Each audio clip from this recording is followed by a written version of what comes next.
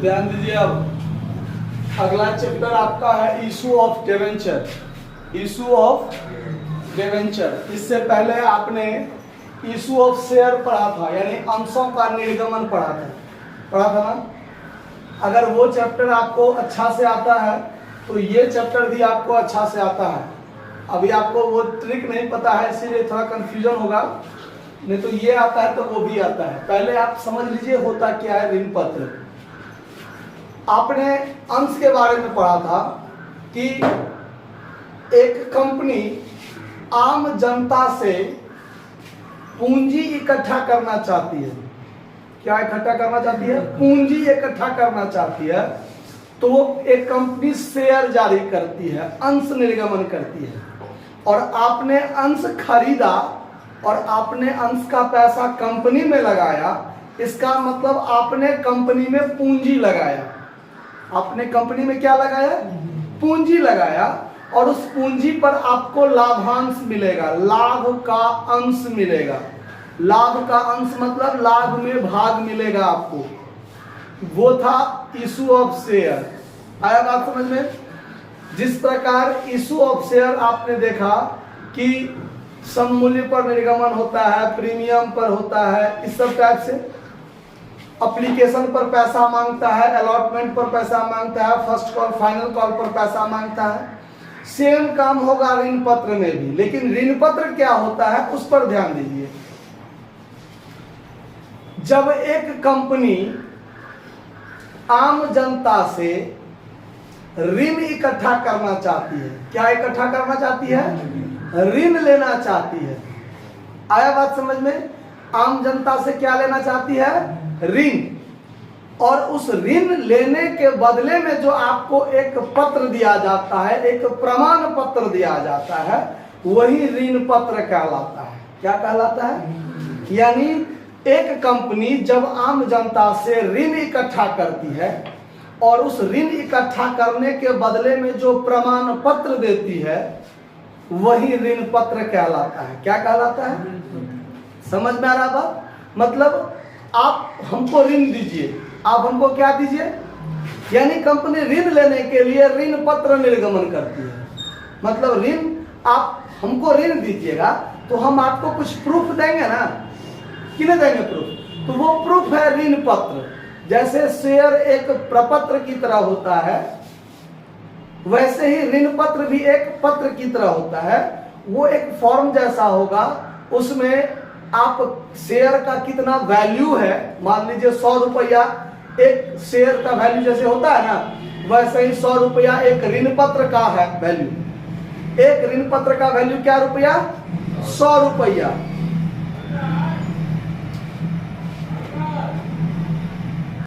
क्या बता रहे थे कि जैसे एक अंश का वैल्यू 100 रुपया है, वैसे ही एक डिवेंचर का वैल्यू भी 100 रुपया है। मान के चलते हैं जैसे अंश का निर्गमन करते हैं तो आप आवेदन पर मान लीजिए 10 रुपया, अलॉटमेंट पर 20 रुपया, फर्स्ट कॉल पर 30 रुपया, फर्स्ट एंड फाइनल कॉल पर 40 रुपया हमको देते हैं ना। तो वैसे ही कंपनी क्या कहती है कि हम आपसे ऋण लेना चाहते हैं और एक डिवेंचर का वैल्यू 100 रुपया है, ठीक, और आप हमको ऋण दीजिए। इसके लिए कंपनी एक विज्ञापन निकालती है कि कंपनी को ऋण की आवश्यकता है। जो जो व्यक्ति कंपनी में ऋण देना चाहते हैं, ऋण हम ऋण लेना चाहते हैं, और यदि आप देना चाहते हैं तो हमारा ऋण पत्र क्या कीजिए? खरीदिए। हमारा ऋण पत्र खरीदिए और हमारे कंपनी को क्या कीजिए? लोन दीजिए, ऋण दीजिए हमको। है बात समझ में? तो ऋण का एक बार में भी 100 रुपया हम आपसे ले सकते हैं। एक बार में ही 100 रुपया ऋण पत्र का क्या कीजिए? हमको दे दीजिए। या फिर अभी हमको थोड़ा 10 रुपया का जरूरत है, तो आवेदन के समय में आप हमको 10 रुपया दीजिए, वो भी हम किस्त पर आपसे मांग सकते हैं। तो आवेदन पर आप 10 रुपया के दर से दीजिए हमको ऋण। फिर अलॉटमेंट पर हम आपसे मांगेंगे तो आप हमको 20 रुपया ऋण दीजिए। फिर अलॉटमेंट हो गया, फर्स्ट कॉल पर 30 रुपया हमको ऋण चाहिए, आप हमको दीजिए। फिर फर्स्ट एंड फाइनल कॉल हो जाएगा, 40 रुपया हमको ऋण चाहिए, आप हमको दे दीजिए। तो आप 100 का 100 ऋण हमको दे दिए और आपको एक ऋण पत्र क्या हो गया? एक डिवेंचर के लिए एक ऋण पत्र आपको मिल गया। आया बात समझ में? तो ये हो गया ऋण पत्रों का निर्गमन। सेम टू सेम जैसा शेयर पर होता है वैसे ही डिबेंचर पर होता है जर्नल एंट्री। क्या? Journal entry. आया बात समझ में? हम आपसे एक बार में भी 100 का 100 रुपया ऋण पत्र का मांग सकते हैं, या फिर छोटे छोटे किस्तों में भी आपसे ले सकते हैं। आया बात समझ में? जैसे अंश का निर्गमन सममूल्य पर, प्रीमियम पर ऐसा होता था ना, वैसे ही ऋण पत्र का निर्गमन जो है सममूल्य पर भी हो सकता है, छूट पर भी हो सकता है, प्रीमियम पर भी हो सकता है। आया बात समझ में? कोई दिक्कत इस बात को समझने में? नहीं ना? ऋण पत्र के पीछे में एक चीज चिपकी लगल रहेगा, ध्यान रखिएगा जब सवाल बनाइएगा तब। डिबेंचर के पीछे में 5% या 6% या 10%, 12%, कुछ भी राशि, मतलब यहां पर यह चीज लिखा रहेगा डिबेंचर के पीछे में, हर हाल में रहेगा। क्या? तो ये है आपका rate of interest, rate of interest on debenture. यानी आपने, चूंकि ऋण पर तो ब्याज दिया जाएगा, अगर आप हमारी कंपनी है और हमने आपसे लोन लिया तो हम आपको ब्याज देंगे ना। तो ऋण पत्र भी क्या है? एक लोन ही है ना। ऋण पत्र क्या है? एक लोन है। तो लोन पर आपको हम क्या करेंगे? ब्याज देंगे। तो ऋण पत्र के पीछे में रेट ऑफ इंटरेस्ट रहता है, जो एक निश्चित दर दिया रहेगा आपको कि ऋण पत्र पर इतना प्रतिशत के दर से ब्याज मिलेगा हर हाल में। समझ में आ रहा है बात? कोई दिक्कत इस बात को समझने में? नहीं ना? ठीक। अब ये डिबेंचर जो होता है, ये डिबेंचर के बहुत सारे टाइप होते हैं। डिबेंचर के टाइप, बहुत तरह के टाइप होते हैं जो आपको नोट्स में मिलेगा। एक होता है परिवर्तनीय। एक क्या होता है? परिवर्तनीय, परिवर्तनीय डिबेंचर, परिवर्तनीय ऋण पत्र। ठीक, ये परिवर्तनीय। और एक होता है इसी में, माने ऐसे समझिए, परिवर्तन के आधार पर, परिवर्तन के आधार पर एक होता है परिवर्तनीय ऋण पत्र और एक होता है अपरिवर्तनीय ऋण पत्र। परिवर्तनीय ऋण पत्र होता है वैसा ऋण पत्र जिसको अंश में परिवर्तन कर सकते हैं या दूसरे ऋण पत्र में परिवर्तन कर सकते हैं। और एक होता है अपरिवर्तनीय ऋण पत्र जिसको परिवर्तन नहीं किया जा सकता। एक होता है पंजीयन के आधार पर, पंजीयन के आधार पर, यानी जिसके नाम से रजिस्टर्ड होगा उसी को पैसा मिलेगा। ठीक। और एक होता है वाहक ऋण पत्र, एक पंजीकृत ऋण पत्र और एक वाहक ऋण पत्र। मतलब पंजीकृत ऋण पत्र हो गया जिसके नाम से रजिस्टर्ड है, उस डिबेंचर का पैसा उसी को मिलेगा। ये होता है पंजीकृत ऋण पत्र। और एक होता है वाहक ऋण पत्र। वो क्या होता है कि जैसे एक शेयर, मेरे पास शेयर है और वो शेयर मैं किसी तीसरे के हाथों बेच दूं, वैसे ही डिबेंचर भी होता है कि मान लीजिए मैंने कंपनी को ऋण दिया, ऋण पत्र मेरे पास है, अब ये ऋण पत्र, बीच में हमको पैसा का जरूरत हो गया, अब ये ऋण पत्र हम फला बाबू के हाथों क्या कर दिए, बेच दिए। अब जब ऋण पत्र का भुगतान करने का टाइम आएगा, शोधन करने का टाइम आएगा, तो वो ऋण पत्र जिसके पास रहेगा वो कंपनी से क्या करेगा, पैसा प्राप्त कर लेगा। आया बात समझ में? तो वो होता है वाहक ऋण पत्र। समझे बात? उसके बाद ऐसे में होता है एक कूपन दर, कूपन दर ऋण पत्र, मतलब जिस पर रेट ऑफ इंटरेस्ट चर्चित होता है, रेट ऑफ इंटरेस्ट चर्चित होता है। जैसे यहाँ पर 10% लिखा हुआ है ना, तो ये हुआ कूपन दर ऋण पत्र। एक होता है जीरो कूपन दर ऋण पत्र, वैसा ऋण पत्र जिसके पीछे में रेट ऑफ इंटरेस्ट का कोई जिक्र नहीं रहता है। आया बात समझ में? तो वो होता है जीरो कूपन दर ऋण पत्र। समझ में आ रहा है बात? कोई दिक्कत? एक होता है शोधन के आधार पर, शोधन के आधार पर। सब में दो टाइप है, शोधनीय ऋण पत्र और एक होता है अशोधनीय ऋण पत्र। तो शोधनीय ऋण पत्र क्या होता है? वैसे ऋण पत्र जिसको कंपनी के जीवन काल में कभी भी शोधन कर सकते हैं, मतलब उसका भुगतान कर सकते हैं वह होता है शोधनीय ऋण पत्र, और एक होता है अशोधनीय ऋण पत्र। वैसा ऋण पत्र जिसका शोधन होता है, लेकिन कब? जब कंपनी का समापन हो जाएगा तब। उस यानी कंपनी के जीवन काल में जिस ऋण पत्र का शोधन नहीं किया जा सके वह अशोधनीय ऋण पत्र। समझ में आ रहा है बात? कोई दिक्कत इस बात को समझने में नहीं ना? चलिए फिर और आगे देखते हैं क्या होता है इसमें।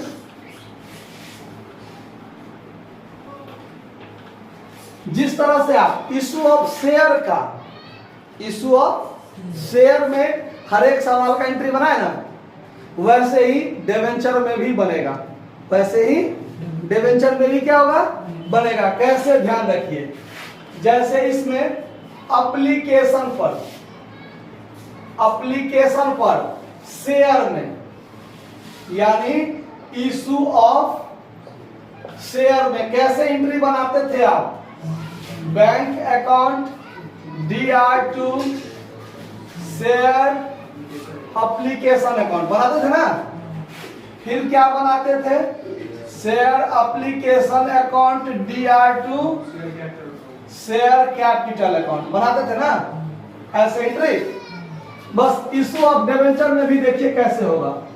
इशू ऑफ डिवेंचर में एप्लीकेशन पर क्या होगा एंट्री? Bank account DR2। यहां देखिए, यहां शेयर लिखे आप, यहां शेयर लिखे आप। शेयर के जगह पर क्या लिखा जाएगा? डिवेंचर। शेयर की जगह पर क्या लिखाएगा? तो टू डिवेंचर एप्लीकेशन अकाउंट क्या लिखाएगा? अब फिर यहां पर डिवेंचर एप्लीकेशन अकाउंट DR2। यहां देखिए, यहां पर शेयर कैपिटल लिखा है ना, यहां पर सिर्फ डिवेंचर लिखाएगा। डिवेंचर कैपिटल नहीं कर दीजिएगा, सिर्फ डिवेंचर। एंट्री ध्यान रहेगा आप, कोई दिक्कत? जैसे इसमें बनाते थे वैसे सेम टू सेम बनेगा। बस जहां जहां शेयर और शेयर कैपिटल उसमें होता था ना, इसमें उसके जगह पर सिर्फ डिवेंचर लिखाएगा। क्या लिखाएगा? जैसे यहां पर अलॉटमेंट पर क्या बनाते थे आप entry? Share allotment account DR2 share capital account बनाते थे ना। अब फिर क्या बनाते थे? दूसरा entry bank account DR2 share allotment account, यही ना एंट्री बनाते थे। और इसमें अलॉटमेंट पर क्या बनेगा एंट्री? ध्यान दीजिए, जहां जहां शेयर होता है और शेयर कैपिटल होता है ना, वहां पर क्या लिख लेना है? डिवेंचर लिख लेना है। मतलब debenture allotment account DR2 debenture account to debenture account. और फिर दूसरा में bank account DR2 debenture allotment account. समझ में आ बात? ऐसे ही फर्स्ट कॉल पर, फाइनल कॉल पर सेम ऐसे ही एंट्री बनेगा जैसे कि हम लोग शेयर में करते थे, इशू ऑफ शेयर में करते थे। अलॉटमेंट के जगह पर फर्स्ट कॉल होगा, तो यहाँ अलॉटमेंट के जगह पर क्या लिख देंगे हम लोग? First call. फिर यहाँ अलॉटमेंट के जगह पर क्या लिख देंगे? First call. समझ में आया बात? फाइनल कॉल होगा तो यहाँ पर क्या लिख देंगे? Final call. यहाँ पर क्या लिख देंगे? Final call. आ रहा है बात समझने में? कहीं कोई दिक्कत नहीं ना है? अगर आप इतना समझ गए हैं तो आपको इशू ऑफ डिवेंचर में कहीं कोई दिक्कत नहीं होगा। खाली ध्यान रखना है कि शेयर जब्त होता है लेकिन डिवेंचर जब्त। हाँ, आप हमको मांगिएगा 100 रुपया कर्जा, हम आपसे 100 रुपया कर्जा मांगे हैं मान लीजिए, और आपने 80 रुपया तक कर्जा दिया, 20 रुपया कर्जा नहीं दिया, उसके बदला में क्या हम आपका 80 रुपया बुरा लेंगे? ऐसा हो सकता है? नहीं हो सकता है। इसीलिए शेयर जब्त होता था, चूंकि वो पूंजी के रूप में था, लेकिन ये क्या है? ऋण के रूप में है ना। तो ऋण पत्र कभी जब्त, अगर कॉल्स इन एरियर हो तो वो जब्त नहीं होगा। ध्यान रखना है बात, आया बात समझ में। और जैसे आप इसमें calls in arrear, calls in advance वाला एंट्री बनाते थे, सब सेम होगा। जैसा प्रीमियम पर एंट्री इशू ऑफ शेयर में बनाते थे, डिबेंचर में भी सेम होगा, कहीं कोई दिक्कत नहीं होगा। ठीक है, इतना समझ में आया ना, नोट कर लीजिए। धन्यवाद। देखिए लॉन्ग टाइप क्वेश्चन पर चलते हैं, ध्यान दीजिए। हाँ, long type question, short type नहीं, लॉन्ग टाइप। पहले लॉन्ग टाइप बना लेंगे तब शॉर्ट टाइप पर जाएंगे। 1 नंबर क्वेश्चन, 2 नंबर, 3 नंबर, ये तीनों क्वेश्चन आसान है, आप खुद अपने से बना लीजिएगा। 4 नंबर हम बता रहे हैं, ठीक है। 1 नंबर, 2 नंबर, 3 नंबर एकदम इजी है। Application allotment, application allotment first call ऐसा तक है एंट्री, 2-2 एंट्री हर एक पर बनना है, आप स्वतः बना लीजिएगा। ठीक है, हम 4 बता रहे हैं, उस पर ध्यान दीजिए।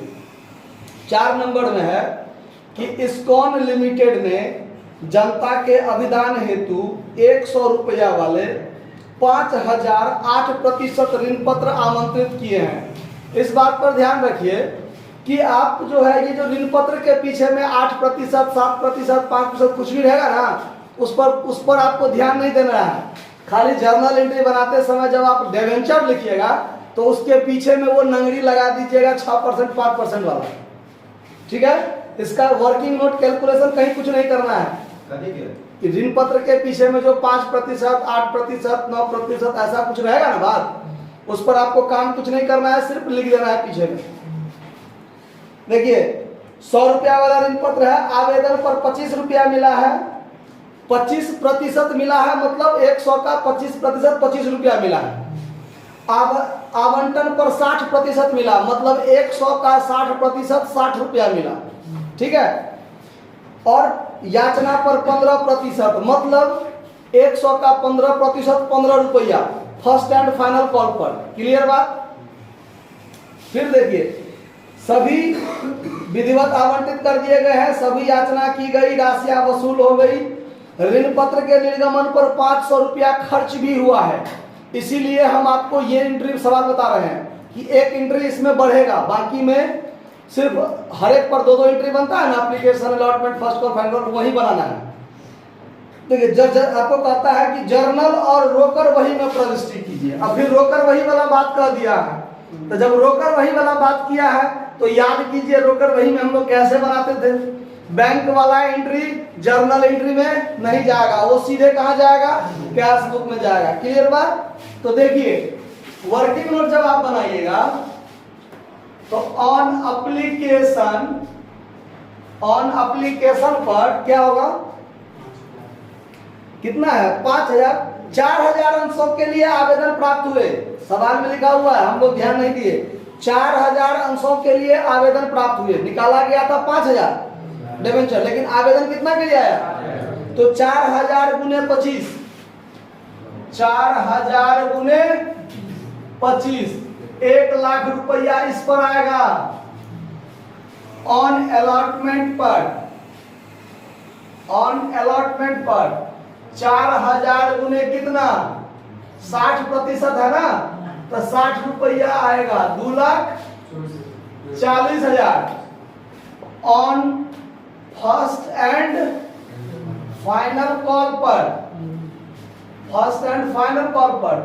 4000 गुने 15 कितना रुपया, 60,000। बात आया समझ में। अब आपको बनाना है जर्नल एंट्री में, journal entry in the books of कौन कंपनी है, इस्कॉन लिमिटेड जर्नल एंट्री बनाना है। और यहीं पर आपको कैश बुक भी बनाना है ना, कैश बुक का भी फॉर्मेट हम लोग खींच लेते हैं। डेट मेंशन तो है नहीं, नाम के लिए दे देते हैं। वाउचर नंबर LF ऐसा कुछ है नहीं, हम लोग फॉर्मेट में भी छोड़ देते हैं। डेट पार्टिकुलर अमाउंट, यहाँ पर वाउचर नंबर यानी रसीद संख्या जो होता है ना, वो सब भी लिखाता है कैश बुक में, वो हम लोग 11वीं में पढ़े थे। फिलहाल अब इसकी जरूरत नहीं है, छोड़ के चलते हैं, ठीक है। चलिए, अब जब जर्नल एंट्री हम लोग बनाते हैं तो कैश बुक में जब बनाना है तो बैंक वाला एंट्री जर्नल में तो नहीं बनाएंगे। तो होता है क्या, bank account DI to debenture application account. तो यहां पर लिख देंगे हम लोग 2, क्या परसेंट डिवेंचर है, 8% डिवेंचर, तो 2 8% डिवेंचर एप्लीकेशन अकाउंट। कितना रुपया आएगा, बैंक वाला एंट्री कैश बुक में हो गया, अब जर्नल एंट्री वाला इसमें आ जाएगा 8% debenture application account DI to 8% debenture account. कितना रुपया, 1 लाख। 1 लाख एप्लीकेशन पर 2 एंट्री होता है ना, एक चला गया कैश बुक में, क्योंकि कैश बुक कहता है बनाने, और एक चलाया जर्नल एंट्री में। क्लियर।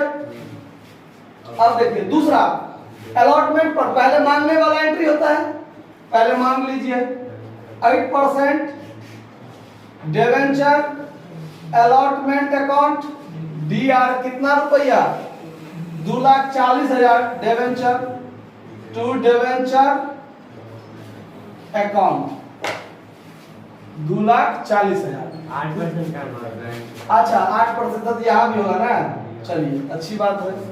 अब bank account DI to 8% debenture allotment, तो अब ये तो कैश बुक में आ जाएगा, यहाँ कर दीजिए 2 8% डिवेंचर अलॉटमेंट अकाउंट। कितना रुपया, क्लियर बात।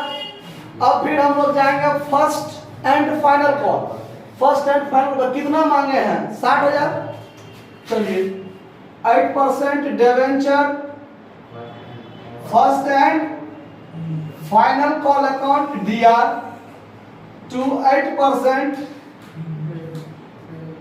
Debenture account. कितना रुपया, 60,000 60,000।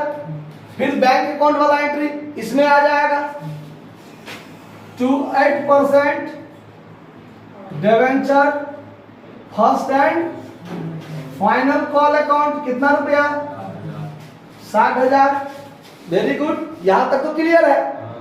अब एक एंट्री जो आपका बन रहा है वो expense on issue of debenture, मतलब ऋण पत्र का जब हम निर्गमन करते हैं उस समय में कुछ खर्चे हमको करना पड़ता है। हो सकता है हम विज्ञापन करने के लिए खर्चा किया हो कि हमको निकालना है, या कोई ऐसा व्यवस्था करना पड़ा हो जिसके लिए हमको 500 खर्च करना पड़ा। ऐ बात समझ में, तो अंशों के निर्गमन पर 500 रुपया हमको खर्च हो गया। अब ये खर्च हुआ, इसका एंट्री होता है expense on issue of debenture account DR, खर्चा है ना, टू बैंक अकाउंट टू। तो इस जर्नल में बैंक का चर्चा हो गया, तो अब ये जर्नल में नहीं जाके कहाँ चला जाएगा, नगद लेन देन जो भी होगा वो कहाँ जाएगा, कैश बुक में जाएगा और वो क्रेडिट में जाएगा।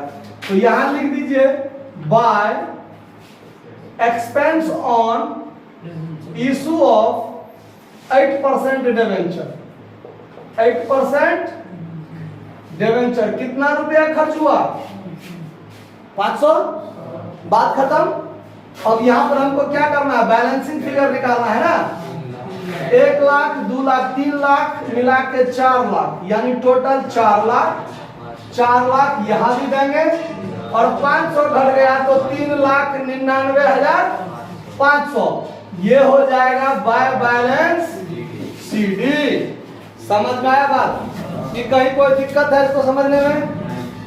कोई दिक्कत नहीं। 500 रुपया ऋण पत्र के निर्गमन पर खर्च हुआ, ठीक है, और जो खर्चा हुआ उसका भी तो एक एंट्री बनेगा ना। समझ में आ रहा बात? तो ये हमने यहां पर कर दिया। सवाल बनकर आपका क्या हो गया, तो यार इसको नोट कर लिया जाए। धन्यवाद।